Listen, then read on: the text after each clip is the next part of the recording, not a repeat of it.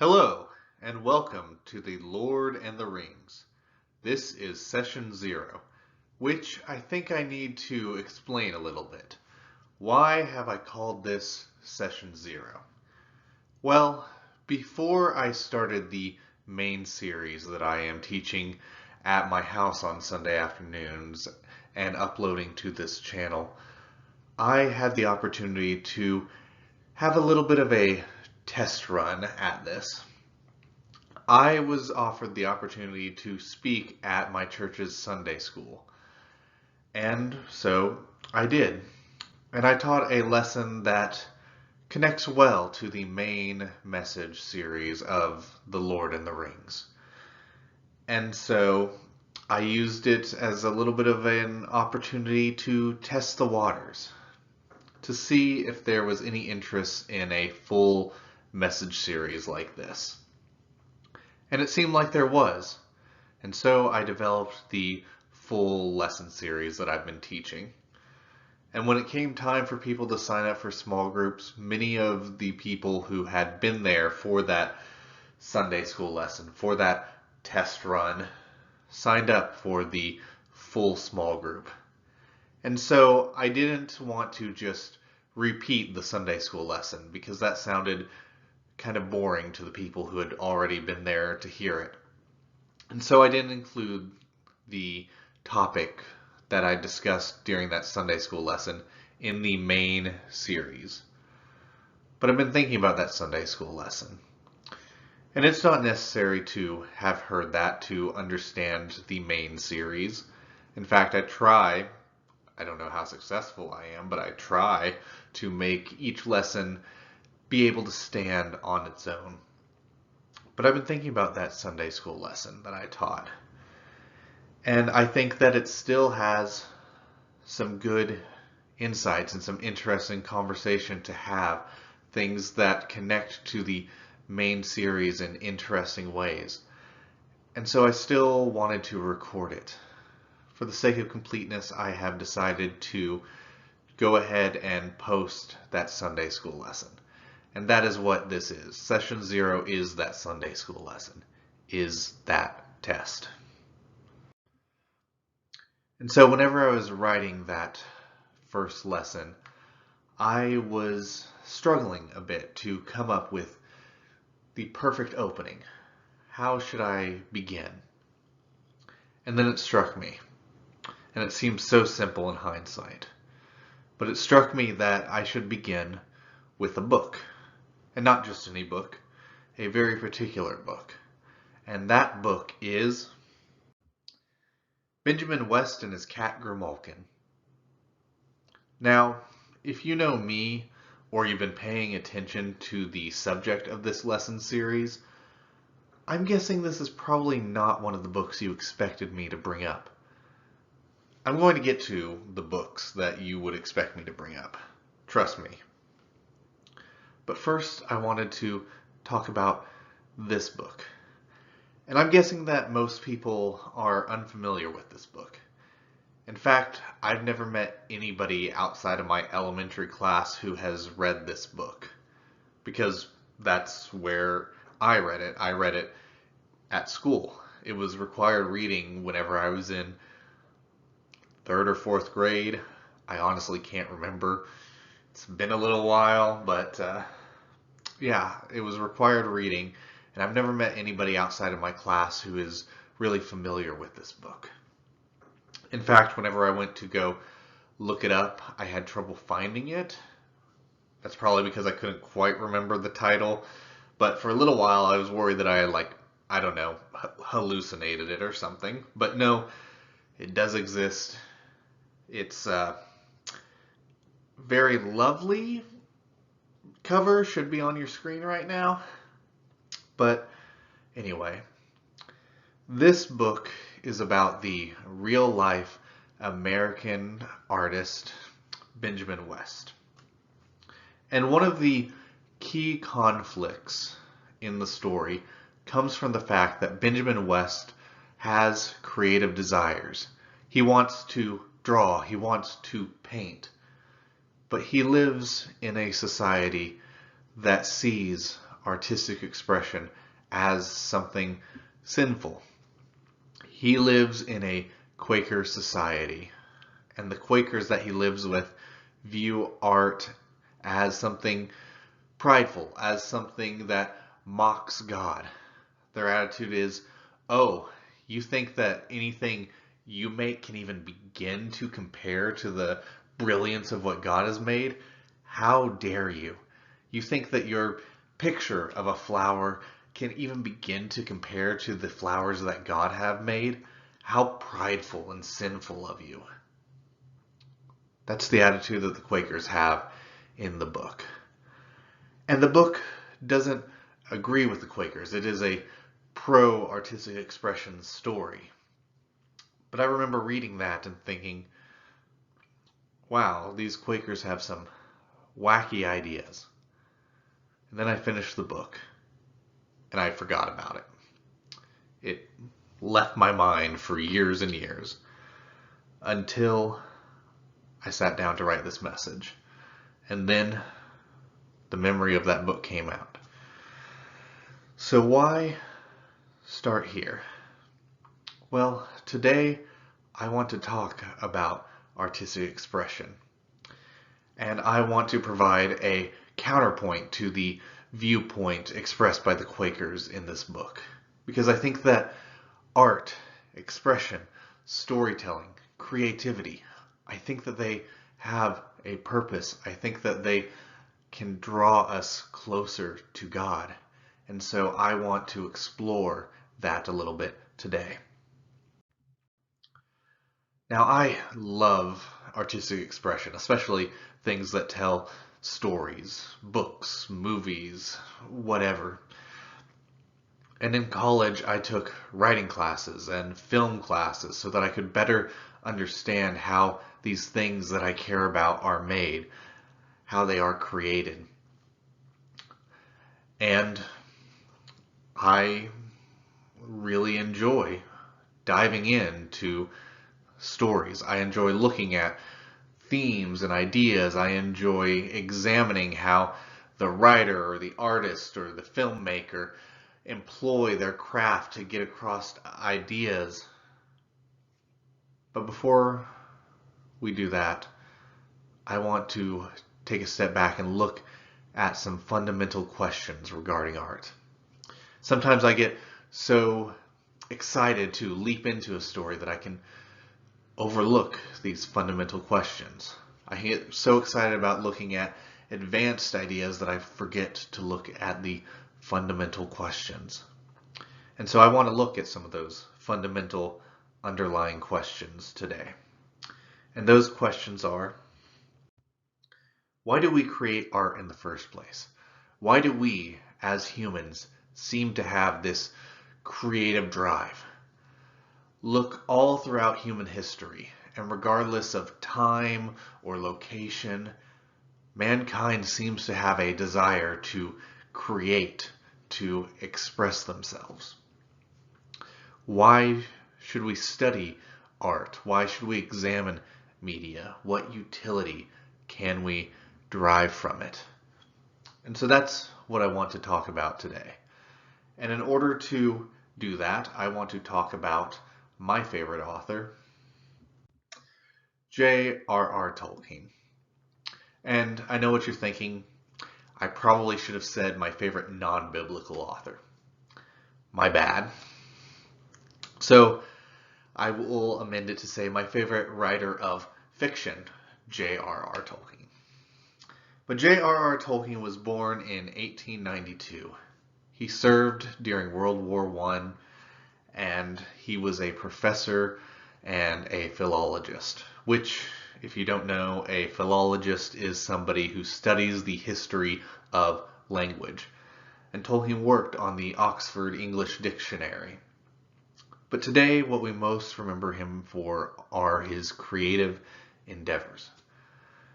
This man could not have been further from the Quakers in Benjamin West. This was a man who was always creating. He wrote poetry, he wrote short stories, he wrote novels, he drew, he painted, and his drawings and paintings are infinitely better than anything I could ever make. This was a man who was constantly involved with artistic expression and creativity. And today he is most well remembered for his novels, The Hobbit and The Lord of the Rings. Tolkien wrote a lot of stories, and some of them are just kind of off on their own. They're their own thing. But many of them are connected. Many of them take place within the same fictional world. The world of The Hobbit, the world of The Lord of the Rings, the world that has come to be known as Middle-earth.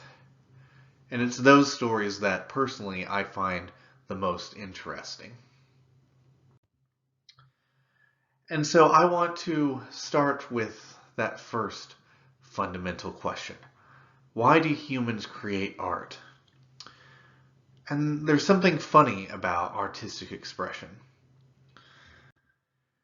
In 1951, Tolkien was writing a letter to one of the potential publishers of The Lord of the Rings, and he was describing some of the ideas at play within the story.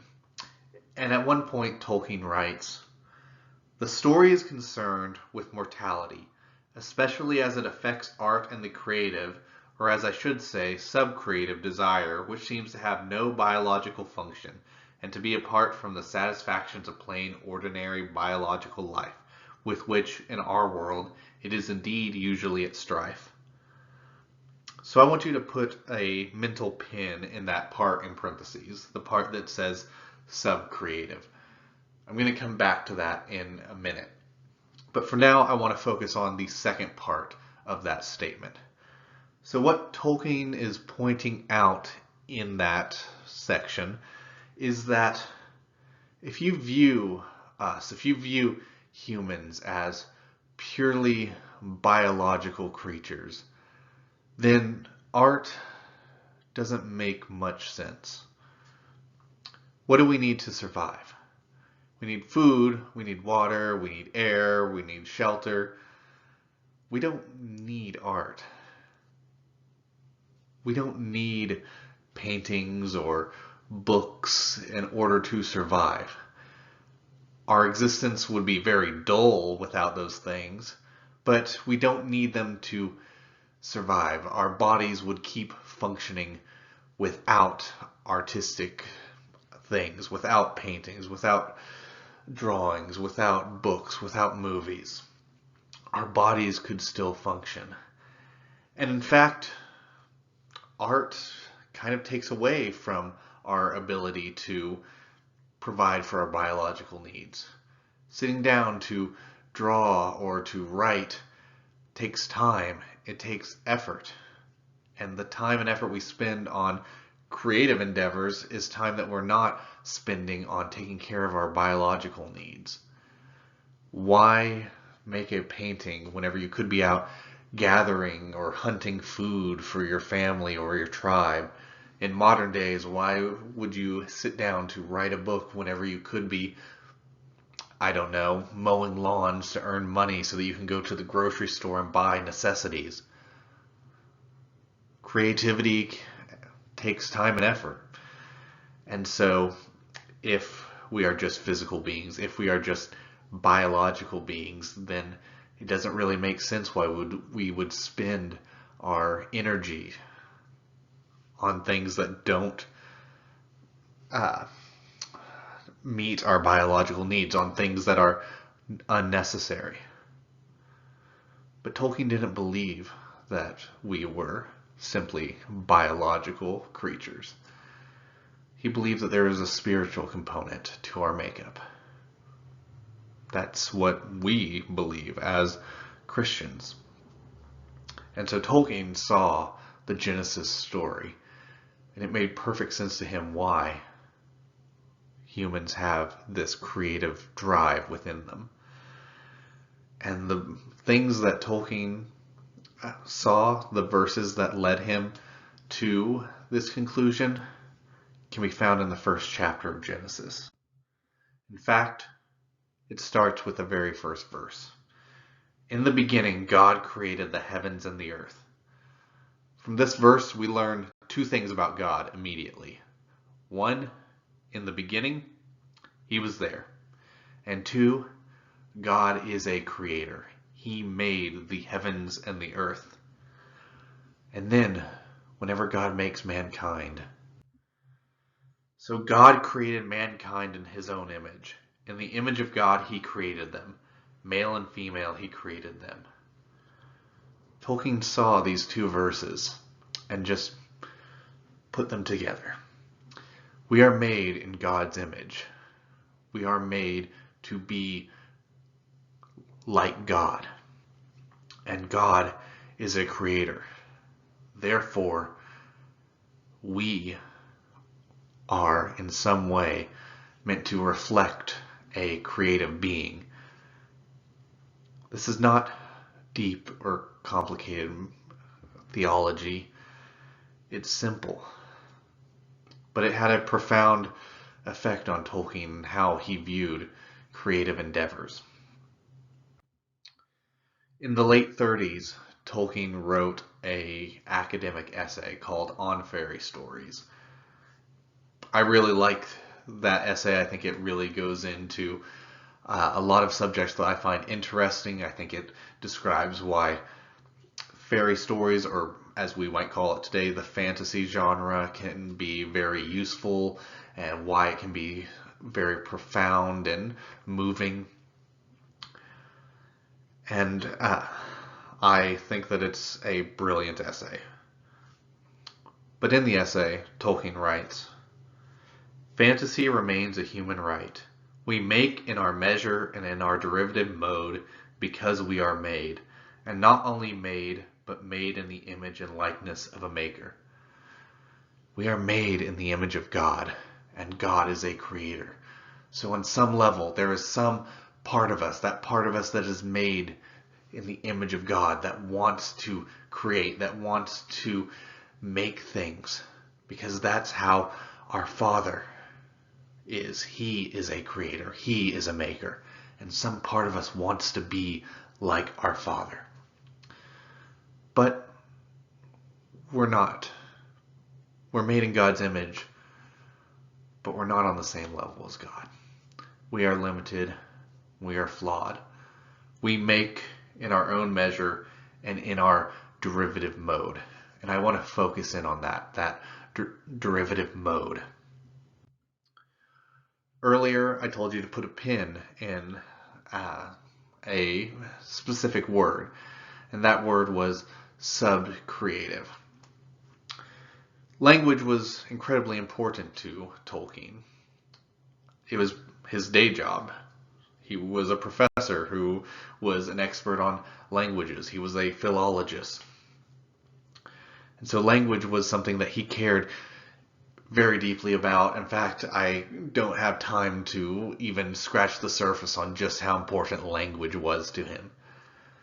But sometimes he found that the English language didn't have words or phrases that were specific enough or detailed enough to describe some of the ideas that he wanted to express. And so he came up with his own terms, his own phrases that he would use within his own writings, within his letters, within his essays. And he would define them. And one of those words was subcreation, or subcreative, or subcreate, or subcreator, or some other variation on the word. So, what is subcreation? And how does it differ from creation? Well, Tolkien did not see human creativity as being on the same level as God's creative ability. God makes from nothing. He speaks, and the world is born. He talks, and what he says comes into existence. Mankind cannot do that. We are not even close. We can be creative. We can make things. But we can't make things out of nothing. We can rearrange the pieces. But we have to start with something.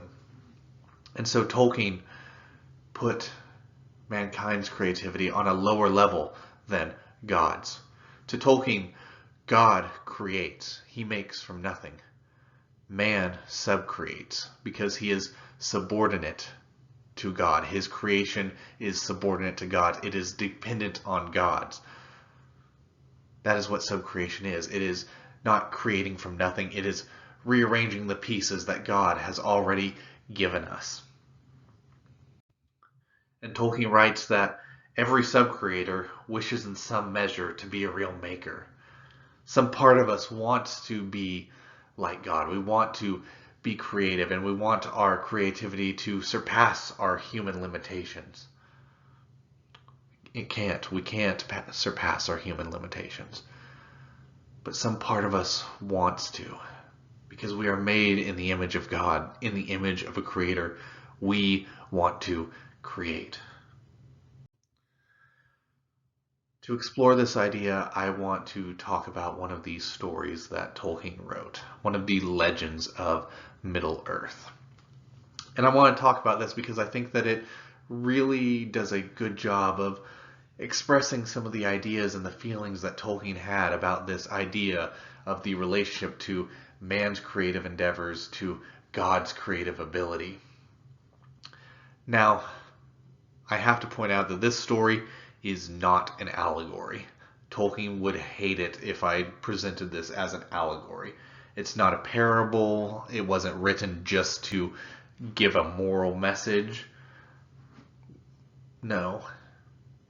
But just because it's not an allegory, just because it's not a moral tale, doesn't mean that there isn't a lesson within it.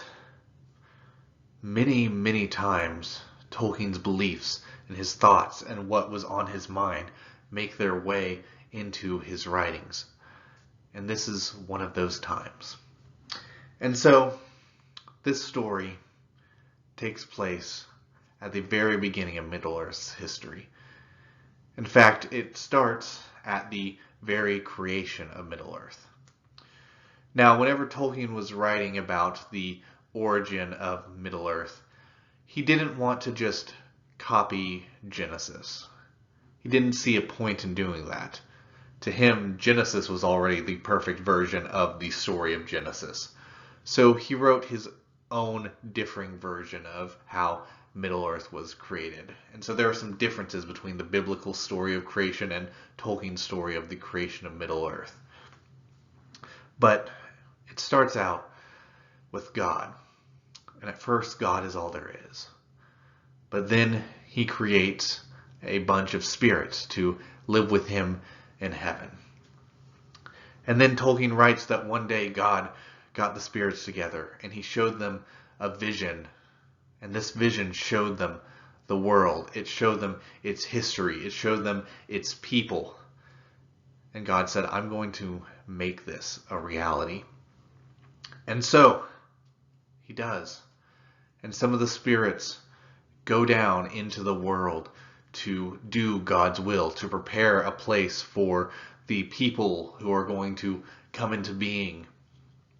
And one of the spirits who goes down into the world is named Aule. And Aule is a craftsman and a smith. He loves creating things. He loves making things. And Aule is really excited for the sentient creatures that he saw in the vision. He's excited for elves. He's excited for men. He wants people that he can teach, that he can show his craft to, that he can show how to be creative. But there's a difference between the story of the creation of Middle-earth and the Genesis story. In the Genesis story, we have a 7-day creation. In Tolkien's story, it took a long time between whenever the world was first made and when elves and men started to appear. And so Aule is really excited. He's really ready to teach these people his skills. But it's taking a long time. It's taking longer and longer. And Aule is getting impatient. He really wants people that he can teach. And eventually Aule starts thinking, I kind of remember what people look like. I saw that vision of the history of the world, and I don't remember all the details. It's kind of like a dream, half remembered. But I think I remember enough. Maybe I could speed the process up, get it moving. Maybe I could make people. And so Ale goes down into his workshop and he secretly starts to try to make people, make creatures that he can teach. And what he ends up making will eventually become known as the dwarves. Ale makes the first dwarves. But whenever he first makes them, they are incomplete. They are imperfect. They don't really have any life. They look like dwarves, but they can't move on their own. They can't think on their own. They don't have will of their own. Ale can kind of use magic to kind of move them around, but really they're just glorified statues. They don't have life of their own because Ale, as powerful as he is, doesn't have the power to create life. Only God has that power. And so in the story, God comes down to Ale, and God says, "Hey, why did you do this? You should have known that this was something beyond you. I gave you a lot of power, but I did not give you the power to create life. So why did you do this? What were you thinking?" And Ale becomes apologetic. He realizes that he might have done something wrong. And he expresses that he just wanted people that he could teach and people that could enjoy God's creation. And then he goes on and he says the following. "And in my impatience I have fallen into folly. Yet the making of things is in my heart from my own making by thee. And the child of little understanding that makes a play of the deeds of his father may do so without thought of mockery, but because he is the son of his father. But what shall I do now, so that thou be not angry with me forever? As a child to his father, I offer to thee these things, the work of the hands which thou hast made. Do with them what thou wilt." So let's put that into more common vernacular, into more common language. So what Ale is saying is, yes, I got impatient and I did something foolish. I tried something too far beyond me, something that I am not able to do. But I didn't do it because I wanted to mock you. I didn't do it because I wanted to abandon you. I did it because I have this creative desire in me, because I am made by you. I am your child. You made me. You are my father. And children want to be like their father. I saw you create. I saw you making things, and I wanted to be like you. I wanted to have that too. I wanted to be like my dad. I didn't want to mock you. I wanted to follow in your footsteps. But I'd made a mistake. And so I am going to offer my creation to you. You can have these things that I've made to do with what you will. That's what Ale is saying in this quote. And immediately after, Ale says, "But I've offered these things to you. But honestly, you probably find it insulting that I tried. It would probably be better if I just destroyed them." And so Ale takes up his hammer and he's about to destroy his creation, destroy the first of the dwarves. And then God stops him. And God says, "No, no, no. You might have started out in foolishness, but you didn't do it because you wanted people to rule over you. You did, or to rule over. You didn't do it because you wanted to make yourself their king or their lord. You didn't do it because you wanted to control them. You did it because you wanted people to love, people to teach. You didn't do it for your own power. You did it because you wanted fellowship. And then whenever I confronted you, you offered up your creation to me. And so because you humbled yourself and offered up your creation to me, I'm going to do this. I am going to accept your offer. I am going to take these things that you have made. And what's more, I am going to make them better. I am going to perfect them. I said that the elves would be the first people who would show up in Middle-earth. I am God.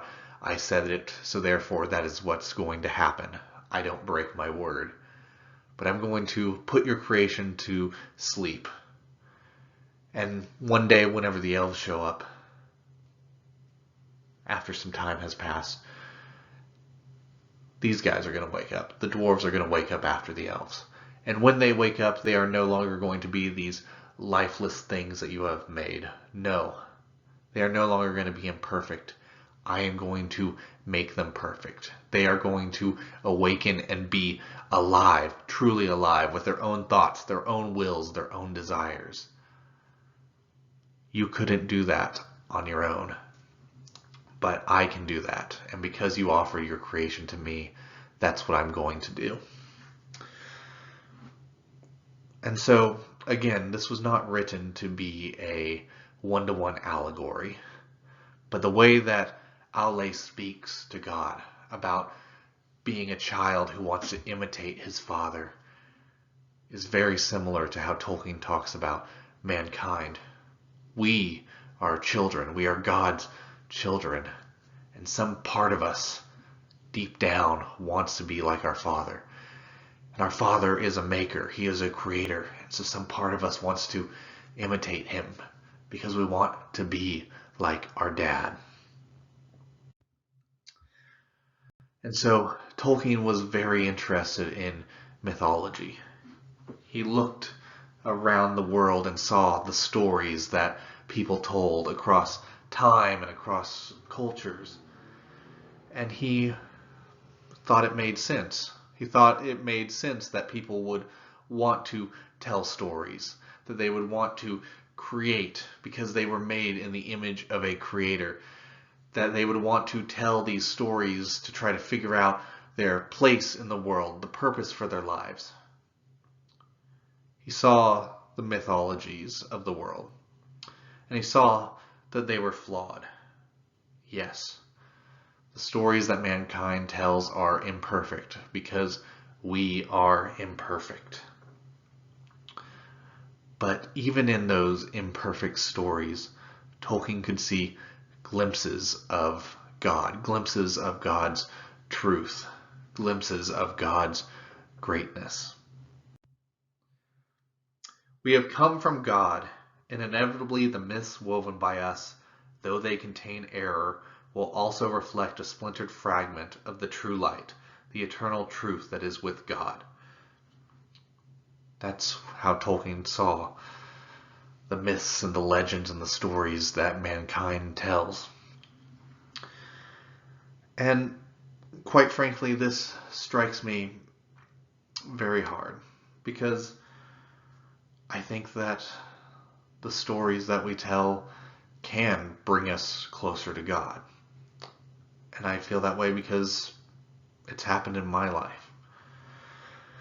I've been in church my whole life, and that's a good thing, but one of the downsides to that is sometimes I can become apathetic.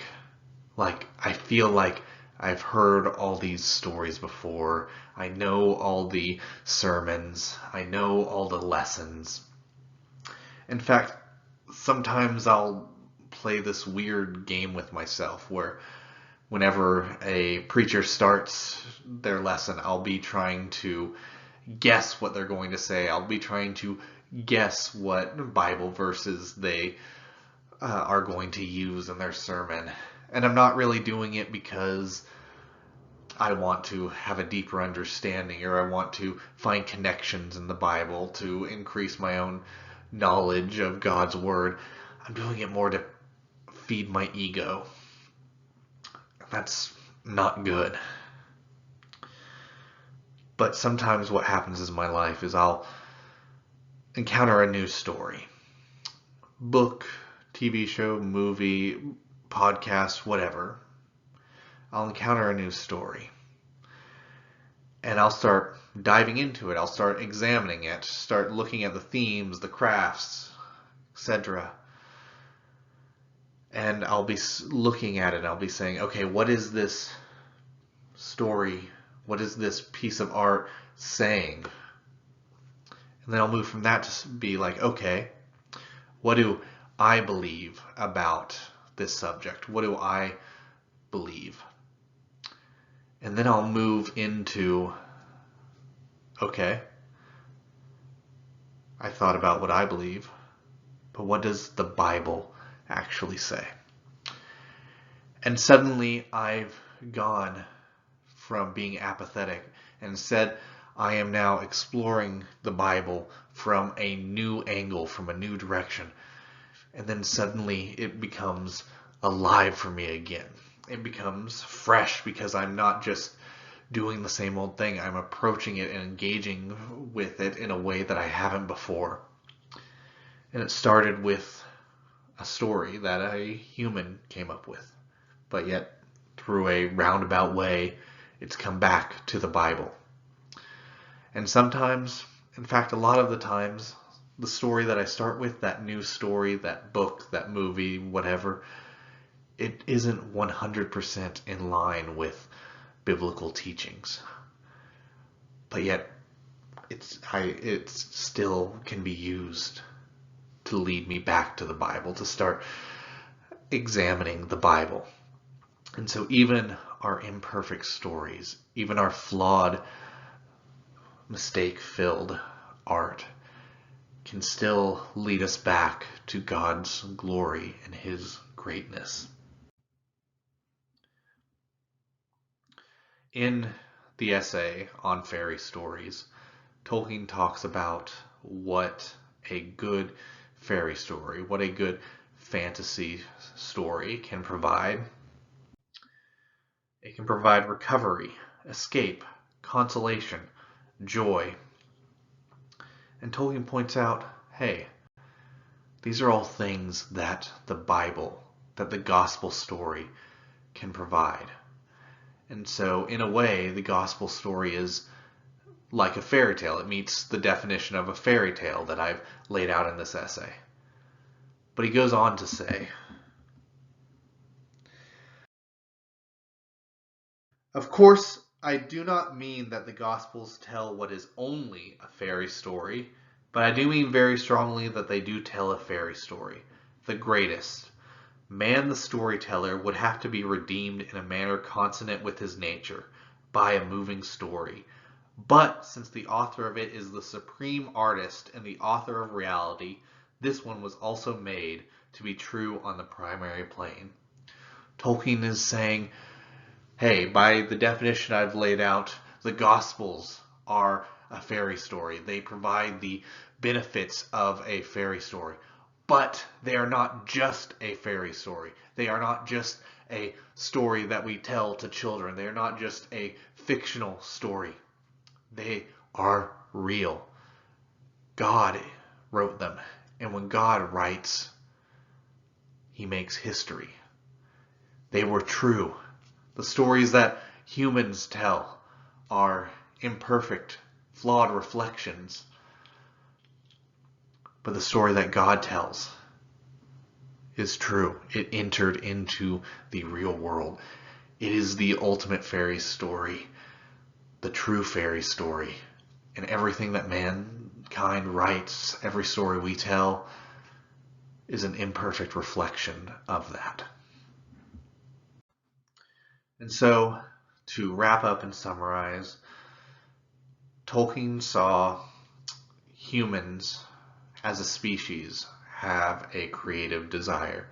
And that made sense to him because humans were made in the image of a creator.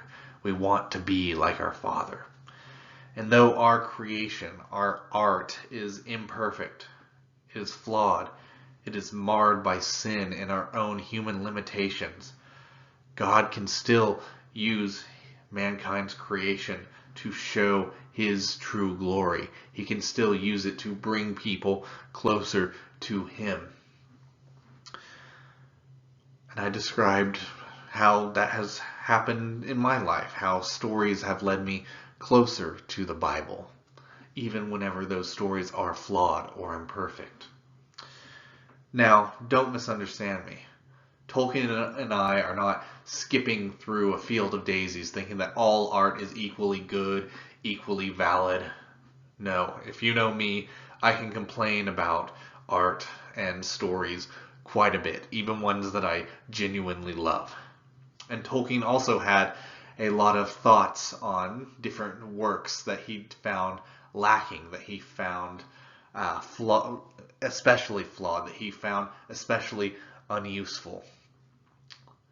The takeaway from this isn't that all art is automatically good, but the flaws in it, the mistakes, those come from our fallen nature.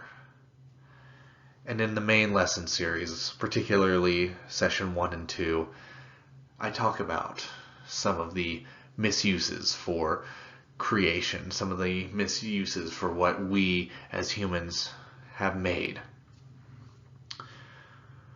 But the misuse comes from our fallen nature, from our sin. That initial impulse, that initial desire to create comes from our being made in God's image. The important thing is that whenever we make, whenever we create, yes, it may be flawed, but God can still use it. We just have to turn it over to Him.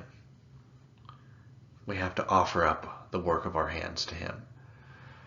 Like Aule offered his creation to God in that story about the origins of the dwarves. Although it would probably be better if we offered our creation to God, before He confronted us, to offer it up at the beginning instead of near the end. But still, that's the important thing, is that we offer up our work to God. And then, as flawed as it may be, He can still use it to bring about greater glory. And for me, The Lord of the Rings and the works of J.R.R Tolkien have brought me closer to God, have reinvigorated me, have made me think about themes and ideas and explore them in the Bible. And that's what I want to do throughout this series, is use the works of J.R.R Tolkien to bring us closer to God, to explore some biblical ideas and apply them to our lives. And I hope that you will join me on this strange little journey. Thank you for watching.